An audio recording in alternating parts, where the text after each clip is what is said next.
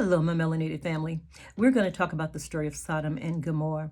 And keep in mind, as we're talking about this, that the Bible is a book of prophecy. Everything in it has happened to us, will happen to us, or is happening to us as the Hebrew people. Now, there are many prophecies within this story, but the one that we're going to talk about is the one of the destruction. Now, in this destruction, what happens here is that Lot has settled into the land of Sodom. This is a land where his wife is native to, and it is said to be a great land, flourishing. It's good for the crops and it's good for the livestock, so it's a good place to survive. However, the people are wicked, and so there's nothing but evil going on around this place. And so again, because this is all a prophecy, everything represents something. And in this story, Lot and his family represents the Hebrew people. The land of Sodom represents the Americas. And then you have all of these other land, Gomorrah, and all of the other places that surround it, and that represents the rest of the world. So God brings destruction upon all of these things, but he pulls out Lot and his family first. And so what this tells us is that God will pull out the Hebrew people from this land, from this earth, and then he will destroy it. That's what the story is about. It is a prophecy of the destruction. So what is happening in the story? Angels are sent down to Lot, and these angels tell him to get his family and to get out of the land of Sodom because God is about to destroy it. And Lot does just that. He gets his family and he's exiting with his family. But it also tells us that his wife, like I said, is a native to this land. She's longing for her land and she's going to miss it. So it tells us that she looks back.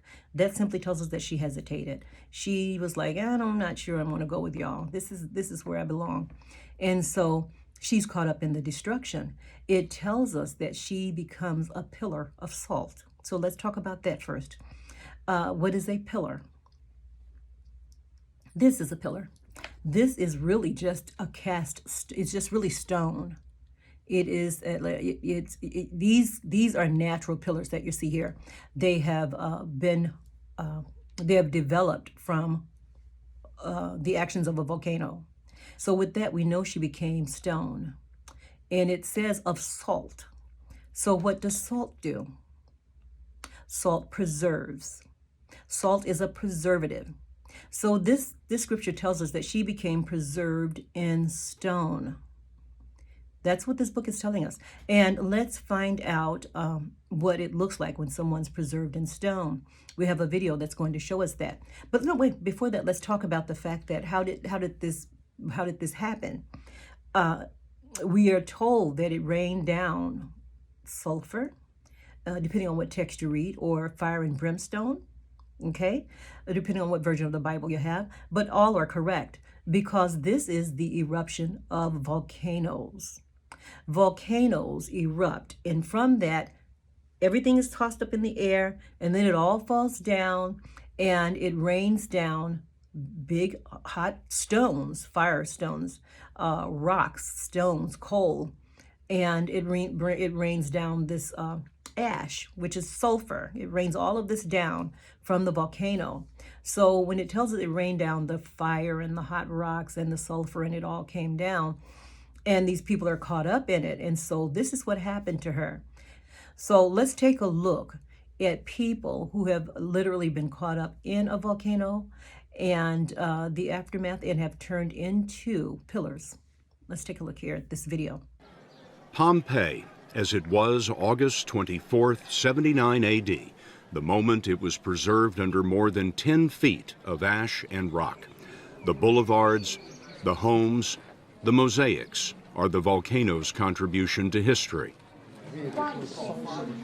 Round here, they do a lively business in the dead. Citizens of Pompeii are frozen in timeless agony.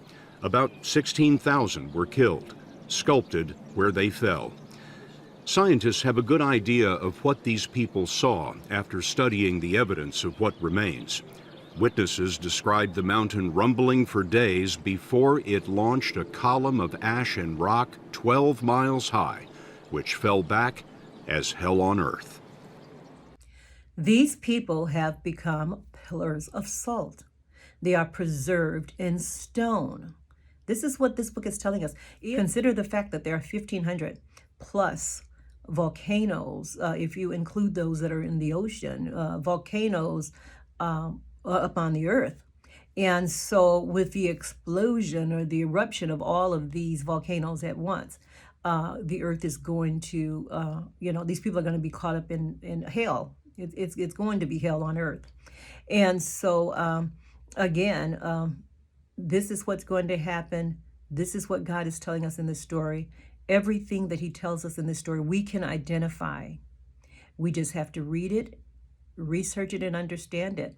This is what's going to happen to these people. It's a beautiful thing. It's a really beautiful thing. That's why God tells us, vengeance is mine, Hebrew people. You've suffered, but I'm going to get them for you. I'm going to get them for you. And you cannot do what I can do to the degree that I can do it.